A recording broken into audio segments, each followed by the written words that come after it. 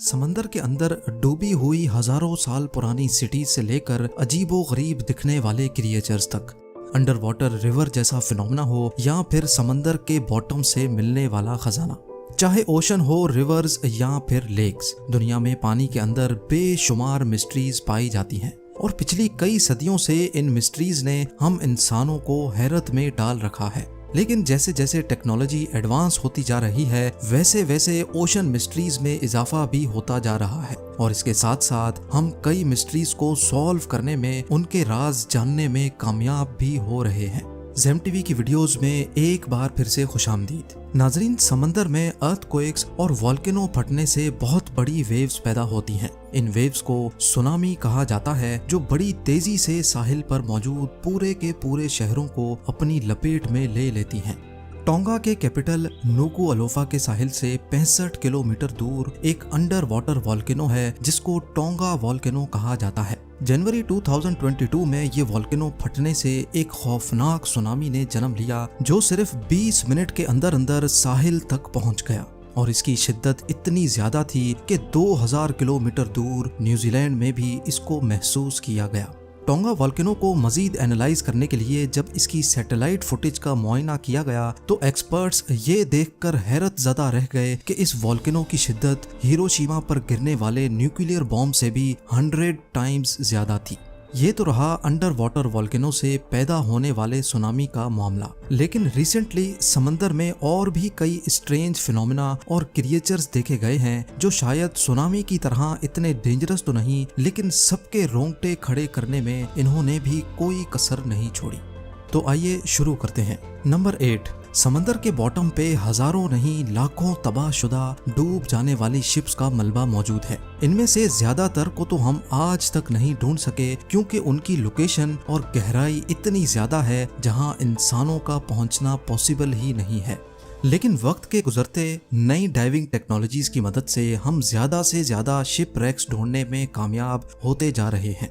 Year 1901 में Greece के एक आइलैंड एंटीकथेरा के करीब डीप सी डाइवर्स को एक शिप का मलबा मिला। इस मलबे से उनको जो कुछ मिला, उसने हमारे ह्यूमन हिस्ट्री के कॉन्सेप्ट को ही बदल कर रख दिया। शिप के इस मलबे में एक बक्सा भी मौजूद था, जिसमें मार्बल स्टैचूज, वाजेज यानी गुलदान, ज्वेलरी, एंशियंट कॉइन्स और एक जंग शुदा मेटल का टुकड़ा भी मिला। बाकी सब चीजें तो समझ आ रही थीं, लेकिन मेटल का ये गैर मामूली टुकड़ा काफी अजीब लग रहा था। जब इस पर मजीद रिसर्च की गई तो एक एक करके सारी हकीकत खुलकर सामने आने लगी। शिपरेक में मौजूद स्टैचूज और कई जगह पर राइटिंग देखकर अंदाजा लगाया गया कि ये एंशियंट ग्रीस के दौर में तबाह हुआ था। लेकिन एक्सपर्ट्स और रिसर्चर्स ये देखकर हैरत ज़दा रह गए कि लोहे का ये अजनबी टुकड़ा कोई मामूली चीज नहीं थी, बल्कि ये एंशियंट ग्रीक्स का एक कंप्यूटर हुआ करता था। इसमें बहुत सारे गियर्स लगे थे, जिसके छोटे छोटे दांत बड़ी महारत से बनाए गए थे। यहाँ आपको ये भी बताते चलें कि आजकल की मॉडर्न मशीनरी की मदद से ही गियर्स के ऐसे दांत बनाना बड़ी महारत का काम होता है। ये एंशियंट कंप्यूटर दौरान सफर शिप्स को चांद और सितारों की लोकेशन बताता था, और इसके अलावा ये फ्यूचर की डेट्स में भी चांद की पोजीशन को प्रिडिक्ट करता था। अब सवाल ये है कि उस दौर में शिप कैप्टन्स को चांद की लोकेशन प्रिडिक्ट करने की आखिर क्या जरूरत थी। असल में चांद की ग्रेविटेशनल पुल की वजह से समंदर में लहरें पैदा होती हैं। इन लहरों में कैप्टन को शिप कंट्रोल करने में काफी प्रॉब्लम होती थी। इसी वजह से वो कोशिश करते थे कि अपना सफर तब कंटिन्यू किया जाए जब चांद समंदर के ऊपर ना हो। यही वजह थी कि 2000 साल पहले एंशियंट ग्रीक्स ये खास मैकेनिकल कंप्यूटर इस्तेमाल किया करते थे। नंबर 7, ऑस्ट्रेलिया के एक आइलैंड न्यू गिनी से 1800 किलोमीटर दूर समंदर का ये हिस्सा अपने अंदर इतिहास की कई तल्ख यादें छुपाए बैठा है। चुक लगून के नाम से जाना जाने वाला ये समंदर का वो हिस्सा है जिसके बॉटम पर बेशुमार fighter jets, ships, tanks, trucks और आर्टिलरी शेल्स का मलबा मौजूद है। ये सब देखकर डीप सी डाइवर्स को वर्ल्ड वॉर 2 का वो दिन याद आता है जब अमेरिका ने ऑपरेशन हेल स्टोन करके जापान की 40 warships, 2 light cruisers, 4 destroyer ships, 9 auxiliary ships, 2 दर्जन से ज्यादा कार्गो वेसल्स और 250 एयरक्राफ्ट्स को तबाह कर दिया था। आज भी चुक लगून को अंडर वाटर ग्रेवयार्ड के नाम से याद किया जाता है, जहां सिर्फ चंद ही घंटों में हजारों जानें समंदर की नजर कर दी गई थी। नंबर 6, एंटार्क्टिका में जमे हुए ओशन के नीचे मौजूद ये यॉट एक फिल्म की शूटिंग के दौरान तूफानी लहरों में डूब गई थी। एंटार्क्टिका के मैक्सवेल बे में एक ब्राजीलियन जर्नलिस्ट इस यॉट में 4 फिल्म क्रू के साथ आइसबर्ग से होता हुआ एक फिल्म की डॉक्यूमेंट्री की शूटिंग के मकसद से गुजर रहा था। तभी इनका रास्ता तेज तूफानी लहरों ने रोक दिया। तूफान की शिद्दत इतनी ज्यादा थी कि इनकी यॉट बर्दाश्त ना कर पाई और पानी में उल्टी होकर आहिस्ता आहिस्ता डूबती चली गई। पूरे 1 साल तक ये यॉट एंटार्क्टिका के जमे हुए पानी के नीचे फंसी रही और कुछ ऐसा मंजर पेश करती रही। 1 साल के बाद जब इसको निकाला गया तो इसकी हालत इतनी खराब थी कि इसको रिपेयर करना भी पॉसिबल नहीं था। नंबर 5, रिसर्चर्स की एक टीम इंग्लैंड और यूरोप के दरमियान इंग्लिश चैनल में रिसर्च के मकसद से गई। समंदर की सतह से कई फुट नीचे उनको जमीन का एक ऐसा टुकड़ा मिला जहां पर आज भी दरख्तों के तने जमीन से जुड़े हुए पाए जाते हैं।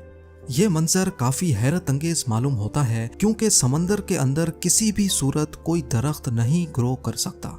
ये इस बात की निशानी थी कि सी बेड का ये हिस्सा किसी दौर में जमीन का वो हिस्सा हुआ करता था जो आज के इंग्लैंड और यूरोप को आपस में कनेक्ट करता था। मजीद रिसर्च से मालूम पड़ा कि आज से करीब 8000 साल पहले ये लैंड ब्रिज किसी वजह से पानी में डूब गया था। नंबर 4, मेक्सिको के युकाटान पेनिनसुला में एक नेचुरल वाटर रिजर्वायर है जिसको सेनोटे एंजेलिटा कहा जाता है।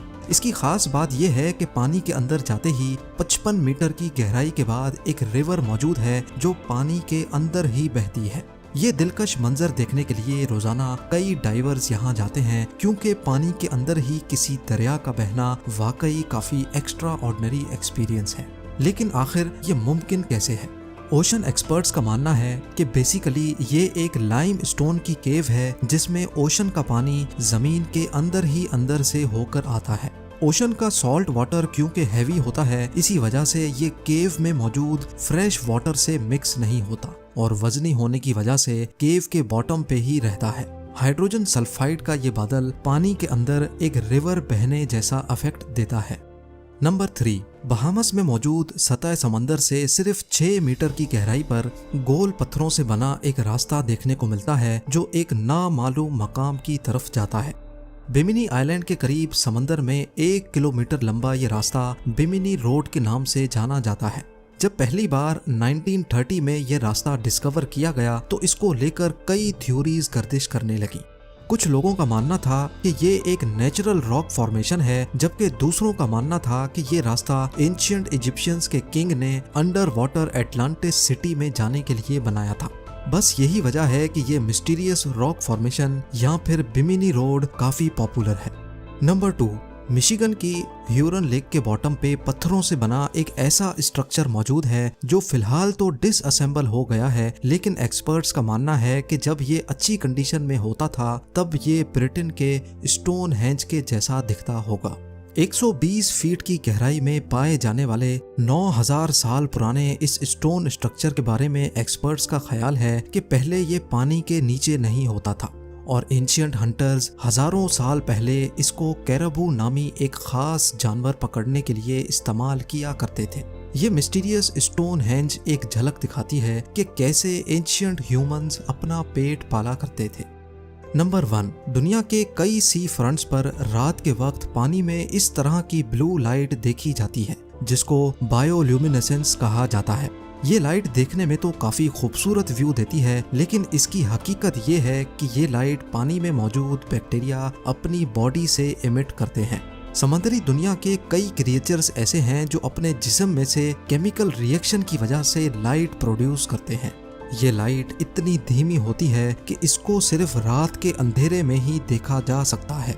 एक्सपर्ट्स का मानना है कि लाइट प्रोड्यूस करने वाले बैक्टीरिया इंसानों और आसपास की मछलियों को नुकसान भी पहुंचा सकते हैं। उम्मीद है जेम टीवी की ये वीडियो भी आप लोग भरपूर लाइक और शेयर करेंगे। आप लोगों के प्यार भरे कमेंट्स का बेहद शुक्रिया। मिलते हैं अगली शानदार वीडियो में।